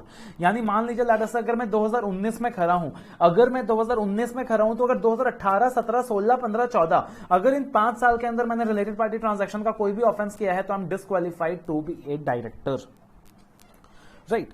या फिर आखिरी क्लॉज है, मैंने डीन ऑब्टेन नहीं करा, तो अगर मैंने डीन ऑब्टेन नहीं करा तब भी मैं डिस्क्वालिफाइड हूं, मैं डायरेक्टर नहीं बन सकता हूं, I can not be appointed as a director in the company. अब ध्यान से देखना, ये जो क्लॉजेस है, क्लॉज ए से एच, इन क्लॉजेस के अंदर 3 ऐसे क्लॉजेस हैं जो कन्विक्शन से रिलेट करते हैं, जैसे कि क्लॉज डी कन्विक्शन से रिलेटेड है, क्लॉज ई कन्विक्शन से रिलेटेड है, क्लॉज जी कन्विक्शन से रिलेटेड है, क्लॉज डी, क्लॉज ई, क्लॉज जी कन्विक्शन से रिलेटेड है, राइट। अब जब भी कन्विक्शन होता है, जब भी आपको कन्विक्ट किया जाता है, आपके पास एक राइट होता है हमारे देश में अपील करने का, और अपील भी क्या होता है, first appeal, second appeal, right. तो प्रैक्टिकली इन 3 क्लॉजेस में पॉसिबिलिटी है कि डायरेक्टर कन्विक्शन के अगेंस्ट अपील करे। डायरेक्टर क्या करे? कन्विक्शन के अगेंस्ट अपील करे। अब यहां अमेंडमेंट यह है कि भैया तुम भले ही कन्विक्शन के खिलाफ अपील करते हो, तुम फिर भी डिस्क्वालिफाइड हो। यहां पे अमेंडमेंट यह है कि भैया भले ही तुम क्या करते हो, कन्विक्शन के खिलाफ तुम अपील करते हो, फिर भी डिस्क्वालिफाइड है। बट यहां पे एक चीज बहुत फनी दी है। क्या फनी दी है? एक तो सेक्शन 164 के अमेंडमेंट में कहा कि भैया अगर तुम क्या करते हो, कन्विक्शन के खिलाफ अपील करते हो, तब भी तुम डिस्क्वालिफाइड हो। लेकिन सेक्शन 167 जो कि ग्राउंड ऑफ वेकेशन की बात करता है, सेक्शन 167 के अंदर कहा गया कि आपको 30 डेज के अंदर ऑफिस वैकेट करने की जरूरत नहीं है। आपको 30 डेज तक ऑफिस वैकेट करने की जरूरत नहीं है। अगर आपने 30 डेज में ऑफिस वैकेट नहीं किया, अगर 30 डेज में आपने अपील फाइल नहीं किया, सिर्फ तब आपको ऑफिस वैकेट करना है। अगर आपने 30 दिनों के अंदर आपने अपील फाइल कर दिया तो आपको ऑफिस वैकेट करने की जरूरत नहीं है। 30 दिन के अंदर अगर आपने क्या नहीं किया, अपील फाइल नहीं किया, सिर्फ तब आपको ऑफिस वैकेट करने की जरूरत है। अब मान लीजिए 30 दिन के अंदर तुमने अपील फाइल कर दिया, तो जब तक अपील का रिजल्ट नहीं आ जाता तुमको ऑफिस वैकेट करने की जरूरत नहीं है। अब मान लीजिए अपील का रिजल्ट आ गया, अब अपील का रिजल्ट आ गया, फिर से 7 दिन देखेंगे। अगर 7 दिन के अंदर तुमने अपील फाइल नहीं किया, सिर्फ तुमको तब ऑफिस वैकेट करना है। बट वहां भी अगर रिजल्ट आ गया और आपने 7 दिन तक क्या नहीं करा सर, अगर 7 दिन तक आपने अपील कर दिया, फिर से आप डिस्क्वालिफाइड नहीं हो, फिर से आपको ऑफिस वैकेट नहीं करना। Again the same scenario will arise. कि भाई अब कोर्ट केस चलेगा। अब कोर्ट केस चलेगा, कोर्ट का फैसला आ जाएगा, और जब कोर्ट का फैसला आ जाएगा, 7 दिन तक अगर आपने क्या नहीं किया, अपील नहीं किया, इन दैट पार्टिकुलर सिनेरियो को क्या करना पड़ेगा? वैकेट करना पड़ेगा। यानी बहुत ही फनी सिचुएशन हो गया कि क्लॉज डी ई जी, बहुत ही फनी सिचुएशन हो गया कि इन 3 क्लॉजेस के अंदर भले ही आप अपील करते हो, आप डिस्क्वालिफाइड हो, बट आपको ऑफिस वैकेट नहीं करना। दोनों सिचुएशन साथ में आ रहे हैं। आप डिस्क्वालिफाइड भी हो, इवन तो you have made an appeal, आप डिस्क्वालिफाइड हो, बट आपको ऑफिस इमीडिएटली वैकेट नहीं करना। तो बहुत ही फनी सिचुएशन है, बहुत ही अच्छा सिचुएशन है। उसके बाद आता है सेक्शन 164 सबसेक्शन 2। अगेन बहुत ही ज्यादा इंपॉर्टेंट सबसेक्शन है, सेक्शन 164 सबसेक्शन 2, राइट। तो प्रैक्टिकली अगर हम बात करें सेक्शन 164 सबसेक्शन 2 की, यहां पे एक पेज 2 बार रिपीट हो गया, the same page is been repeated again. तो आप इस पेज को इग्नोर कर दो और सीधा आ जाओ 164 सबसेक्शन 2 के अंदर। तो सेक्शन 164 सबसेक्शन 2 के अंदर कंपनी स्पेसिफिक डिफॉल्ट है, मतलब यहां पे डिफॉल्ट कंपनी करने वाला है, और डिस्क्वालिफाइड कौन होगा? डायरेक्टर होगा। यहां पे कंपनी ने किस चीज का डिफॉल्ट किया है? Company has not filed financial statements और annual returns for 3 consecutive years to the ROC. Section 137 के हिसाब से क्या करना होता है कि फाइनेंशियल स्टेटमेंट्स आरओसी को फाइल करना होता है within 30 days from the last day of AGM, और सेक्शन 92 के हिसाब से एनुअल रिटर्न फाइल करना होता है within 60 days from the last date of AGM. But company ने 3 कंसेक्यूटिव ईयर्स तक फाइनेंशियल स्टेटमेंट्स या फिर एनुअल रिटर्न्स को, ये एक डॉक्यूमेंट आरओसी को फाइल नहीं किया है, या फिर कंपनी ने डिफॉल्ट किया है in the repayment of deposits, या फिर इंटरेस्ट ऑन डिपॉजिट्स, या फिर रिडम्पशन ऑफ डिबेंचर्स, या फिर इंटरेस्ट ऑन डिबेंचर्स, या फिर डिविडेंड डिक्लेयर किया था बट पे नहीं किया। तो कंपनी ने क्या किया है? डिफॉल्ट किया है in the repayment of deposits, या फिर interest on deposits, in the redemption of debentures और इंटरेस्ट ऑन डिबेंचर्स, या फिर डिविडेंड डिक्लेयर किया था बट पे नहीं किया। तो इन दैट पार्टिकुलर सिचुएशन क्या हो जाएगा कि 5 साल तक डायरेक्टर डिस्क्वालिफाइड होगा, 5 साल तक डायरेक्टर डिस्क्वालिफाइड होगा, एंड 5 साल तक ही is not eligible to be appointed in the company as a director. तो ये 2 डिस्क्वालिफिकेशन के ग्राउंड्स हैं यहाँ पे। There are 2 grounds of this disqualification. अब यहाँ पे एक बहुत ही इंटरेस्टिंग सिनेरियो है सर, बहुत ही ज्यादा इंटरेस्टिंग अमेंडमेंट है। पहले भी आपसे मैंने अमेंडमेंट वीडियो में भी डिस्कस किया था, कॉमन डाउट्स इन डायरेक्टर्स वाले वीडियो में भी डिस्कस किया था कि मान लीजिए मिस्टर राम डायरेक्टर है एबीसी लिमिटेड के अंदर, डीईएफ लिमिटेड के अंदर, एंड XYZ लिमिटेड के अंदर, एंड मान लीजिए एबीसी लिमिटेड ने क्या किया है? एबीसी लिमिटेड ने डिफॉल्ट किया है in filing financial statements to the ROC. ABC limited ने डिफॉल्ट किया है in filing financial statements to the ROC, right, और ये डिफॉल्ट किया है यहां पे। तो प्रैक्टिकली सिचुएशन ये अराइज होता है कि मिस्टर राम जो है डिस्क्वालिफाइड है, एबीसी लिमिटेड के अंदर डिस्क्वालिफाइड है, राइट। मिस्टर राम जो है डिस्क्वालिफाइड है, एबीसी लिमिटेड के अंदर भी डिस्क्वालिफाइड है, डीईएफ लिमिटेड के अंदर भी डिस्क्वालिफाइड है, XYZ लिमिटेड के अंदर भी डिस्क्वालिफाइड है। ऑफिस वैकेट किसमें करना पड़ेगा? ऑफिस वैकेट सिर्फ एबीसी लिमिटेड में करना पड़ेगा, या फिर एबीसी, डीईएफ, XYZ तीनों में करना पड़ेगा? ऑफिस वैकेट किस में करना पड़ेगा? पहले हम लोग कहते थे कि भाई ऑफिस वैकेट एबीसी में करना पड़ेगा बिकॉज एबीसी ने डिफॉल्ट किया है, और डीईएफ और XYZ में वैकेट करने की जरूरत नहीं है। और कुछ लोगों का कहना था कि नहीं, एबीसी में भी वैकेट करना है, डीईएफ में भी वैकेट करना है, XYZ में भी वैकेट करना है। बट प्रैक्टिकल इससे एक बहुत डिफिकल्ट सिचुएशन अराइज हुई कि एबीसी लिमिटेड के केस में अगर एबीसी ने डिफॉल्ट किया है in filing of financial statement to ROC, तो प्रैक्टिकली ये सिचुएशन अराइज हो रहा था कि कंपनी के सारे डायरेक्टर से वैकेट करके चले गए, तो कोई डायरेक्टर ही नहीं बचा फाइलिंग ऑफ फाइनेंशियल स्टेटमेंट्स के लिए। तो प्रैक्टिकली सेक्शन 167 सबसेक्शन 1 के क्लॉज ए के अंदर, सेक्शन 167 सबसेक्शन 1 के क्लॉज ए के अंदर उन्होंने क्या कह दिया कि राम जी को ऑफिस वैकेट करना पड़ेगा, मतलब वो जो डायरेक्टर है, वो जो डिस्क्वालिफाइड है, उसको ऑफिस वैकेट करना पड़ेगा in all the companies except the defaulting company. मतलब मिस्टर राम को DEF में भी ऑफिस वैकेट करना है, XYZ में भी ऑफिस वैकेट करना है, बट ABC में ऑफिस वैकेट नहीं करना है। Now this is a very very important change. और एक चीज और याद रखिएगा कि जब हम सेक्शन 164 सबसेक्शन 2 पढ़ते हैं तो 143 सबसेक्शन 3 क्लॉज डी भी आपके दिमाग में आना चाहिए, जहां पे लिखा था कि auditor shall report whether the director is disqualified under 164 subsection 2। 164 subsection 2 का डिस्क्वालिफिकेशन क्या नॉमिनी डायरेक्टर को एप्लीकेबल होगा या नहीं होगा? वैसे तो एज सच नॉमिनी डायरेक्टर को कोई एग्जम्पशन नहीं दिया है, बट ICAI ने ये इंटरप्रिटेशन लिया है अपने सजेस्टेड आंसर्स के अंदर कि 164 सबसेक्शन 2 नॉमिनी डायरेक्टर्स को एप्लीकेबल नहीं होगा, तो हम भी वही व्यू मान के चलेंगे, राइट। उसके बाद सेक्शन 165 आता है, एक basic section about the limits of directorship. Section 149 के अंदर हमने स्टडी किया था minimum number of directors, maximum number of directors, right. Section 165 कहता है कि एक बंदा मैक्सिमम कितने कंपनी में डायरेक्टर बन सकता है, कि आप कितने कंपनी में डायरेक्टर बन सकते हो। तो सेक्शन 165 कहता है कि एक बंदा मैक्सिमम 20 कंपनी में डायरेक्टर बन सकता है, और 20 में से भी मैक्सिमम 10 पब्लिक कंपनीज होनी चाहिए। यानी मान लीजिए आप अगर 10 पब्लिक कंपनीज में डायरेक्टर हो, इन दैट पार्टिकुलर सिनेरियो आप 10 प्राइवेट कंपनीज में और डायरेक्टर बन सकते हो। अगर मैं तुमको बोलूं कि 2 पब्लिक कंपनीज में और डायरेक्टर बन सकते हो, क्या आप बोलोगे नहीं बन सकते, बिकॉज 10 की पब्लिक कंपनी की लिमिट एग्जॉस्ट हो गई है। अगर मैं तुमसे कहूं कि तुम प्राइवेट कंपनी के 10 प्राइवेट कंपनी के डायरेक्टर हो, तुमको 10 पब्लिक कंपनी का ऑफर आया है, क्या तुम बन सकते हो? बन सकते हो। तुम 10 प्राइवेट कंपनी के डायरेक्टर हो, तुमको 10 प्राइवेट कंपनी का ऑफर और आया है, क्या तुम बन सकते हो? बन सकते हो, कोई दिक्कत की बात नहीं है। लेकिन इस 20 कंपनीज के लिमिट को काउंट करते वक्त एक तो MCA क्लैरिफिकेशन आया था कि सेक्शन 8 कंपनीज को काउंट नहीं करोगे, और एक कंपनीज अमेंडमेंट एक्ट 2017 में कहा गया कि dormant companies will also be not be counted while counting the number of directorship. मतलब आप ऑलरेडी 10 पब्लिक कंपनी में डायरेक्टर हो, 10 प्राइवेट कंपनी में डायरेक्टर हो, बट आपके पास 5 NPO से ऑफर आया है, 5 डोरमेंट कंपनी से ऑफर आया है, आप डायरेक्टर बन सकते हो, कोई दिक्कत की बात नहीं है। यहाँ पे एक सिचुएशन और बनता है, मान लीजिए फॉरेन कंपनी, लेट अस से आप ऑलरेडी 20 कंपनी में डायरेक्टर हो, आपके पास 2 फॉरेन कंपनी से ऑफर आया है, क्या फॉरेन कंपनी के आप डायरेक्टर बन सकते हो क्या?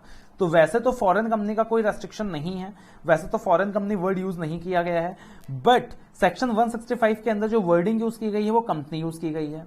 तो क्योंकि वर्ड कंपनी यूज की गई है, कंपनी के डेफिनेशन में फॉरेन कंपनी आता ही नहीं है, सिर्फ इंडियन कंपनी आता है। तो इवेंचुअली मैक्सिमम 20 कंपनीज की जब आप लिमिट काउंट कर रहे हो, वो सिर्फ इंडियन कंपनीज के लिए काउंट कर रहे हो, फॉरेन कंपनीज के लिए काउंट ही नहीं कर रहे हो, यानी फॉरेन कंपनीज भी सीलिंग में इंक्लूड नहीं होगा। उसके बाद सेक्शन 166 ड्यूटीज ऑफ डायरेक्टर, एक जनरल सेक्शन है, रीडिंग वाला सेक्शन है, आप एक बार रेफर कर सकते हो खाली। सेक्शन 167 वैकेशन का सेक्शन है, जो भी इंपॉर्टेंट बातें थी वैकेशन की हमने ऑलरेडी डिस्कस कर ली है। उसके बाद मैंने आपको बताया था कि कुछ सेक्शन प्रोसीजरल है। प्रोसीजरल मतलब डायरेक्टर बनने के लिए क्या क्या करना पड़ेगा, डायरेक्टर बनने के लिए क्या क्या करना पड़ेगा, डायरेक्टर बनने के लिए क्या क्या करना पड़ेगा।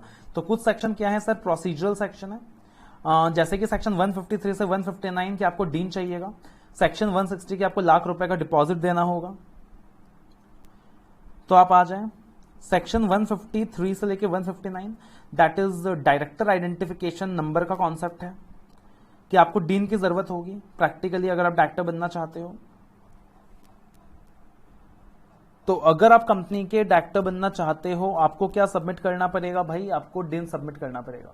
तो देखना provisions relating to director identification number, याद रखना अगर आप एक इंडिविजुअल हो और अगर आपको डीन नंबर चाहिए, तो डीन नंबर के लिए जो प्रिस्क्राइब DIR फॉर्म होता है वो होता है DIR 3। अगर आप एक इंडिविजुअल हो, आपको डिन नंबर चाहिए, तो डिन नंबर के लिए एक प्रिस्क्राइब्ड फॉर्म होता है DIR 3, और आप क्या करोगे, फॉर्म DIR 3 के अंदर एप्लीकेशन दोगे सेंट्रल गवर्नमेंट को, और जब तक आपको डिन नंबर नहीं मिल जाता आप डायरेक्टर नहीं बन सकते। एक छोटा सा अमेंडमेंट आया था यहाँ पे, टाइम पास वाला अमेंडमेंट था कि जब तक आपको डिन नहीं मिल जाता आप डायरेक्टर नहीं बन सकते, या फिर such number as may be prescribed. मतलब भविष्य में हो सकता है फ्यूचर में हो सकता है, मुझे डाउट है कि गवर्नमेंट कुछ और फंडा लाने वाली है, कोई और नंबर, कुछ और लोचा लाने वाली है डॉक्टर बनने के लिए, कि डीन के अलावा ये नंबर से भी काम चलेगा। तो इसीलिए उसने लॉ में लिख दिया कि no person shall be allowed to become a doctor unless allotted a dean और such number as may be prescribed. मतलब फ्यूचर में पक्का से गवर्नमेंट को ऐसा नंबर लाने वाला है जो डीन के इक्विवेलेंट होगा, इसलिए सेंटेंस ऐड करके छोड़ दिया गया है। प्लस जब आप फॉर्म DIR3 के अंदर एप्लीकेशन दोगे तो आप डॉक्यूमेंट भी फाइल करोगे, और डॉक्यूमेंट्स के अंदर आप क्या क्या फाइल करोगे, आप अपना एक सुंदर सा फोटोग्राफ दोगे, प्रूफ ऑफ आइडेंटिटी दोगे, प्रूफ ऑफ रेसिडेंस दोगे, copy of board resolution proposing appointment in existing company as a director. ये नया पॉइंट है, ये पहले नहीं था। प्रैक्टिकली क्या होता था, पता चला कि भाई मैंने डीन ले लिया जबकि मैं किसी कंपनी में डायरेक्टर ही नहीं बनने वाला, and I am not a director in any company but I am having a dean. तो इसीलिए बोला कि अब जब तुमको डीन का एप्लीकेशन देना है, तुमको बोर्ड रेजोल्यूशन का भी कॉपी देना पड़ेगा उस कंपनी का जिसमें तुम डायरेक्टर बनने वाले हो, एंड योर स्पेसिफिक सिग्नेचर्स।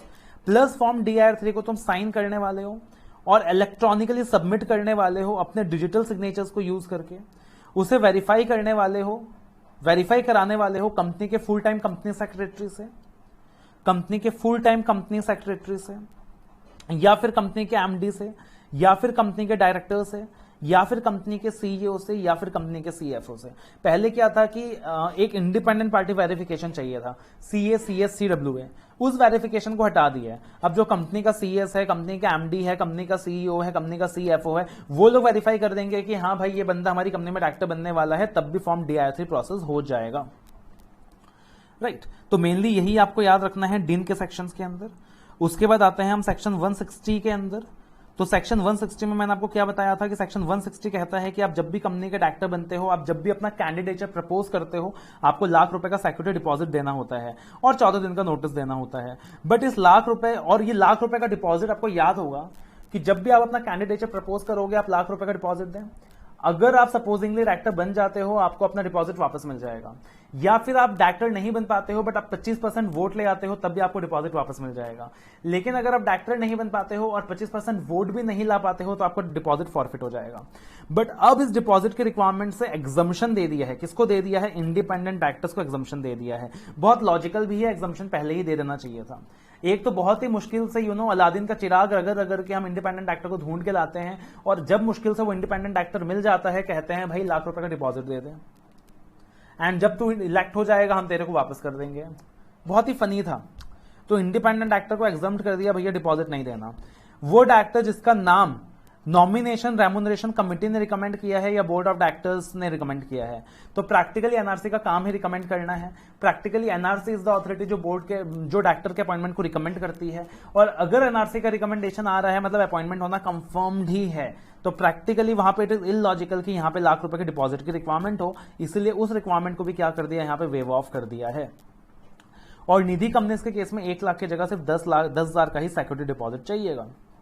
उसके बाद आता है section 162 that talks about appointment of multiple directors bye a single resolution. Appointment of multiple directors bye a single resolution, क्या ये पॉसिबल है क्या? मान लीजिए लेटर से कंपनी के अंदर 15 डायरेक्टर्स अपॉइंट होने हैं, तो सवाल ये उठता है कि क्या हमें 15 अलग अलग 15 इंडिविजुअल रिजोल्यूशंस पास करने होंगे, या फिर हमें एक रिजोल्यूशन पास करना पड़ेगा और एक ही रिजोल्यूशन में हम 15 डायरेक्टर्स को अपॉइंट कर सकते हैं। सेक्शन कहता है कि आइडियली आपको हर एक डायरेक्टर के अपॉइंटमेंट के लिए एक इंडिविजुअल रिजोल्यूशन ही पास करना पड़ेगा। आपको आइडियली हर एक डायरेक्टर के अपॉइंटमेंट के लिए एक इंडिपेंडेंट रिजोल्यूशन ही पास करना पड़ेगा।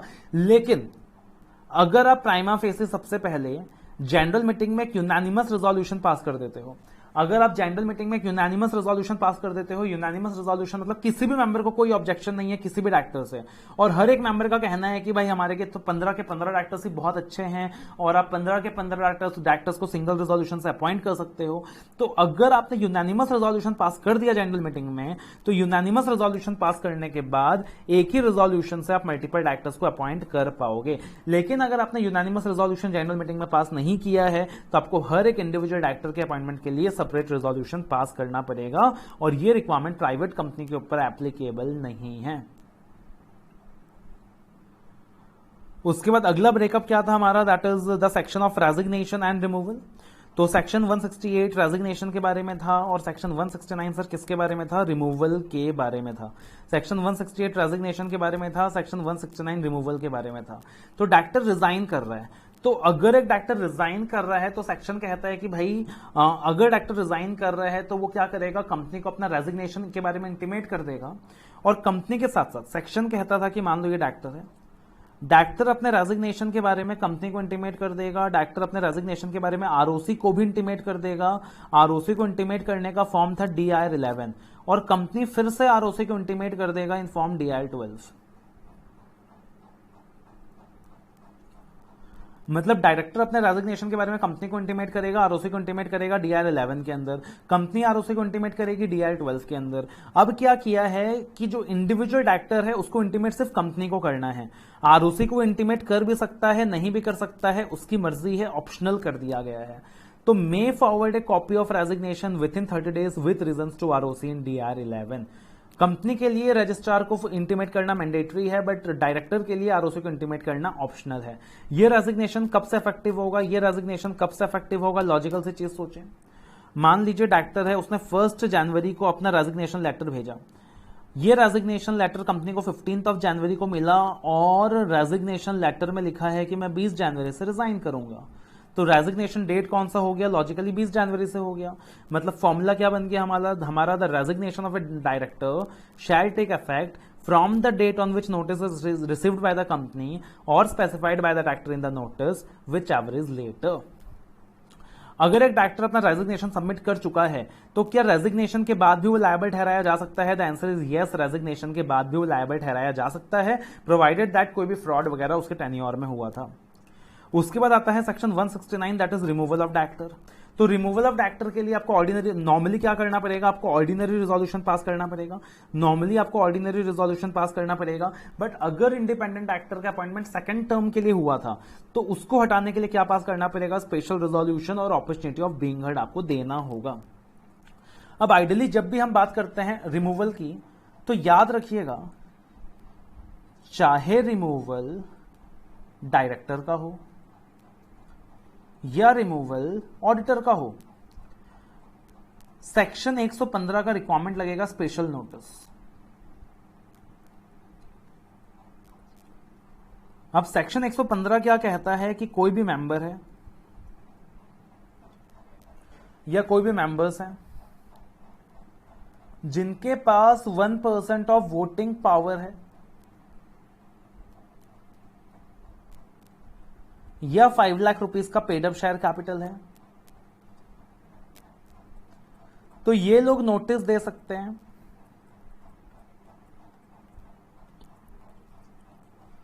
For the removal of auditor और डायरेक्टर। अगर रिमूवल ऑफ ऑडिटर की बात करें तो सेक्शन 140 में कवर्ड होगा और रिमूवल ऑफ डायरेक्टर की बात करें तो सेक्शन 169 में कवर्ड होगा। फिर वो नोटिस की कॉपी मेंबर्स को सर्कुलेट की जाएगी, डायरेक्टर्स को या ऑडिटर्स को अपॉर्चुनिटी ऑफ बीइंग हर्ड दिया जाएगा और उसके बाद उनको रिमूव किया जा सकता है। डायरेक्टर को रिमूव करने के लिए नॉर्मली ऑर्डिनरी रिजोल्यूशन चाहिए, बट इंडिपेंडेंट डायरेक्टर को रिमूव करने के लिए स्पेशल रिजोल्यूशन चाहिए। और कुछ ऐसे भी डायरेक्टर्स हैं जिसको सेक्शन 169 के तहत रिमूव नहीं किया जा सकता, दैट इज जिन डायरेक्टर्स का अपॉइंटमेंट ट्रिब्यूनल के द्वारा हुआ है अंडर सेक्शन 242। याद करो, सेक्शन 244 में एप्लीकेशन दिया गया था, 241 के अंदर 244 के अंदर कंडीशन सेटिस्फाई की गई थी, 241 के अंदर एप्लीकेशन दिया गया था कि हमें रिलीफ दे दीजिए फ्रॉम ऑपरेशन एंड मिसमैनेजमेंट, और 242 के अंदर ऑपरेशन एंड मिसमैनेजमेंट से रिलीफ देने के लिए ट्रिब्यूनल ने कुछ डायरेक्टर्स को अपॉइंट किया है, तो उन डायरेक्टर्स का अपॉइंट नहीं किया जा सकता। या जिन डायरेक्टर्स का अपॉइंटमेंट प्रोपोर्शनल रिप्रेजेंटेशन के कॉन्सेप्ट के तहत हुआ है अंडर सेक्शन 163, उन डायरेक्टर्स को अपॉइंट नहीं किया जा सकता, रिमूव नहीं किया जा सकता। या फिर जो भी नॉमिनी डायरेक्टर्स हैं जिनका अपॉइंटमेंट बैंक्स के द्वारा हुआ है, फाइनेंशियल इंस्टीट्यूशंस के द्वारा हुआ है, गवर्नमेंट के द्वारा हुआ है, उनका भी रिमूवल पॉसिबल नहीं है। एंड उसके बाद last part of the chapter आता है जो कि कम रेलेवेंट है हमारे लिए, registers and penalty. Section 170 talks about right of directors and KMP and their shareholding. हर एक कंपनी को अपने रजिस्टर्ड ऑफिस के अंदर एक रजिस्टर मेंटेन करना चाहिए जिसके अंदर वो पूरा डिटेल्स मेंटेन करेगा, अपने हर एक डायरेक्टर का डिटेल्स मेंटेन करेगा, अपने हर एक केएमपी का डिटेल मेंटेन करेगा कि वो लोग कितना कितना शेयर होल्ड करके बैठे हैं कंपनी के अंदर, होल्डिंग के अंदर, सब्सी के अंदर, एसोसिएट के अंदर। ऑलराइट, और साथ ही साथ जो मेंबर्स ऑफ द कंपनी हैं उनके पास भी राइट होता है टू इंस्पेक्ट सच रजिस्टर, ऐसा सेक्शन 171 के अंदर कहा गया है। And section 172 talks about general penalty कि अगर किसी भी पार्टिकुलर सेक्शन के अंदर कोई इंडिविजुअल पेनल्टी नहीं है तो सेक्शन 172 के अंदर वो जनरल पेनल्टी में कवर हो जाएगा in this particular chapter. Right, तो ये सारी चीजें क्या करनी थी अपने को इस पार्टिकुलर चैप्टर के अंदर याद रखनी थी, that is chapter number 11 appointment and qualification of directors, right. तो ये सारी चीजें क्या करनी है अपने को इस पार्टिकुलर चैप्टर के अंदर ध्यान रखनी है, that is chapter number 11 appointment and qualification of directors. फटाफट रिवाइज करते हुए सेक्शन 149 के अंदर क्या किया था हमने, minimum number of directors, maximum number of directors and the concept of WRI। 150 के अंदर हमने डाटाबेस किया था, 151 was that is appointment of directors bye small share holders, 152 was appointment of directors, rotation, automatic adjournment, 153 से 159 dean से related था, 160 वो 1 लाख रुपए का डिपॉजिट वाला सेक्शन था, 161 appointment of directors bye the board, additional alternate nominee casual vacancy, 162 क्या था sir, multiple of appointment of multiple directors by single resolution, 163 क्या था, that is appointment of directors by way of proportional representation, 164 क्या था, disqualification, 165 क्या था, maximum number of directorship, 166 was duties, 167 was Venkat the office, 168 resignation था, 169 removal था, 170 registers थे, 171 inspection था, 172 पेनल्टी था, राइट। तो ये सारी चीजें क्या करनी है आपको इस पार्टिकुलर चैप्टर के अंदर याद रखनी है, that is appointment and qualification of directors. तो फटाफट इतना रिवाइज कर लो, फिर अगले रिविजनरी वीडियो में हम लोग बोर्ड मीटिंग का चैप्टर रिवाइज करने वाले हैं एंड देन रेम्यूनरेशन वाला चैप्टर रिवाइज करने वाले हैं, IBC रिवाइज करने वाले हैं, सारे इंपॉर्टेंट एरियाज रिवाइज करने वाले हैं। एक बार खुद से पढ़ के आना, फिर मेरे साथ रिविजनरी वीडियो देखना और फिर दोबारा से क्या करना, आप घर पे रिवाइज करना, right. So stay connected in this revisionary channel, stay connected in this revisionary channel and यार अगर वीडियो पसंद आया है, अगर तुमको लगता है इस वीडियो ने तुमको एक्चुअल में कुछ भी बेनिफिट प्रोवाइड किया है, please don't forget to like the videos, don't forget to share the videos with your friends and don't forget to subscribe the channel by clicking the bell icon. All the very very best.